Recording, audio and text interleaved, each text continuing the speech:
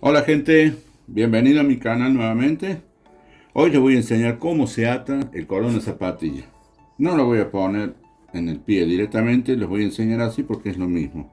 Ajustar un poquito los cordones, estirar así, luego se cruza de un extremo a otro, se pone el dedo ahí, se gira, entra por dentro así, se ajusta, luego se hace un rulito, se hace el otro por encima, se pasa por el medio y se tira y hace un moño y ajustándolo.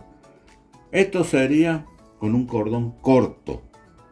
Si es largo, supongamos que este sea largo, se lo estiramos más así hasta la punta y se le hace nuevamente otro rulo que quedaría ahí, bien cortito, para que no se los ande pisando ni nada por el estilo, para que no se le enrede los pies.